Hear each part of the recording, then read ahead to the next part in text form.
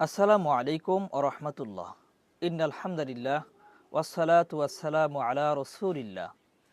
প্রিয় ভাই ও বন্ধুরা, আশা করি মহান রব্বুল আলামিনের অশেষ রহমতে অনেক ভালো আছেন এবং সুস্থ আছেন।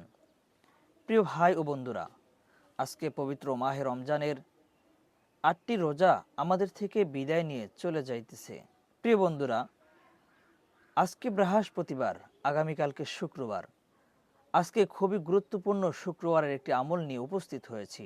প্রিয় বন্ধুরা, মনোযোগ সহকারে যদি এই আমলটি করতে পারেন, আপনার বিগত এক সপ্তাহের গুনাহ আল্লাহ রব্বুল আলামিন চাহেতো মাফ করে দিতে পারেন।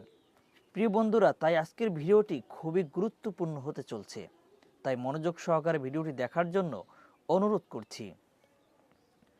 প্রিয় ভাই ও বন্ধুরা, মূল ভিডিওটি শুরু করার আগে আপনাদের কাছে ছোট্ট একটি অনুরোধ করে নিচ্ছি। প্রিয় বন্ধুরা, আপনারা যদি আমাদের এই ইসলামিক চ্যানেলের নতুন দর্শক হয়ে থাকেন, তাহলে অবশ্যই চ্যানেলটি সাবস্ক্রাইব করবেন, ভিডিওটিতে একটি লাইক দিয়ে আমাদের পাশেই থাকবেন পরবর্তী এমন ইসলামিক ভিডিও সবার আগে পাওয়ার জন্য। প্রিয় ভাই বন্ধুরা, তো আমরা এখন মনোযোগ দিই আমাদের মূল ভিডিওতে। পবিত্র মাহে রমজান মাস যে কোনো ইবাদতি সওয়াবে অনেক গুণ বৃদ্ধি পায়। রমজানের প্রত্যেকটি নফল ইবাদতের সওয়াব ফরজ ইবাদতের সমান। সুবহানাল্লাহ। প্রতিটি ফরজ ইবাদতের সওয়াব হয় 70টি ফরজ ইবাদতের সমান। আল্লাহ রাব্বুল আলামিন রাসূলুল্লাহ সাল্লাল্লাহু আলাইহি ওয়াসাল্লাম বলেছেন, আল্লাহ রাসূল সাল্লাল্লাহু আলাইহি ওয়াসাল্লাম বলেছেন, পবিত্র রমজানের একটি রাত বরকত ও ফজিলতের দিক থেকে হাজার মাস থেকেও উত্তম। সুবহানাল্লাহ। যে ব্যক্তি রমজানের রাতে ফরজ ইবাদত ছাড়া সুন্নাত বা নফল ইবাদত করবে, তাকে এর বিনিময়ে অনন্য সময়ের ফরজ ইবাদতের সমান সওয়াব প্রদান করা হবে। সুবহানাল্লাহ। আর যে ব্যক্তি এ মাসে কোনো ফরজ আদায় করবে, সে অনন্য সময়ের থেকে 70টি ফরজ ইবাদতের সমান পুণ্য লাভ করবে। সুবহানাল্লাহ। বাইহাকী শরীফের হাদিস। এ হাদিসের আলোকে আমরা বলতে পারি, জুমার দিনের বিশেষ যে আমলগুলো সারা বছরই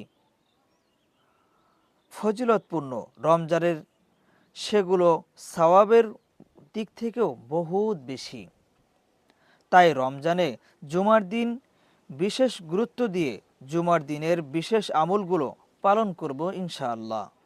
প্রিয় বন্ধুরা, প্রথম আমল হলো জুমার নামাজের প্রস্তুতি হিসাবে পরিষ্কার পরিচ্ছন্ন হয়ে ভালোভাবে গোসল করুন, দাঁত ব্রাশ, মিসওয়াক করুন, সম্ভব হলে সুগন্ধি ব্যবহার করুন এবং উত্তম পোশাক পরিধান করুন।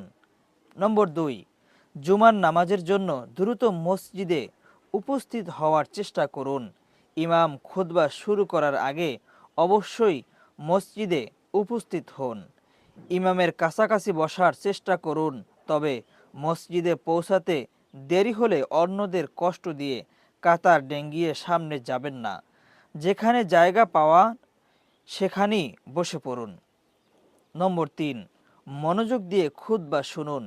খুতবার সময় কথা বলবেন না, অন্য কাউকে চুপ থাকতে বলার প্রয়োজন হলে ইশারায় বলুন। উত্তম রূপে জুমার নামাজ আদায় করুন। আল্লাহ রাব্বুল আলামিন তার রাসূলকে বলে দিয়েছেন, স্বয়ং রাসূলুল্লাহ সাল্লাল্লাহু আলাইহি ওয়াসাল্লাম বলেছেন, যে ব্যক্তি জুমার দিন গোসল করবে এবং যথাসম্ভব উত্তম রূপে পবিত্রতা অর্জন করে, তেল মেখে নেয় অথবা সুগন্ধি ব্যবহার করে, তারপর মসজিদে যায়, মানুষকে ডেঙ্গিয়ে সামনে যাওয়ার থেকে বিরত থাকে, তার ভাগ্যে নির্ধারিত পরিমাণ নামাজ আদায় করে, ইমাম যখন খুতবার জন্য বের হন তখন চুপ থাকে, তার এ জুমা এবং পরবর্তী জুমার মধ্যবর্তী সব গুনাহ মাফ করে দেয়া হয়। সুবহানাল্লাহ।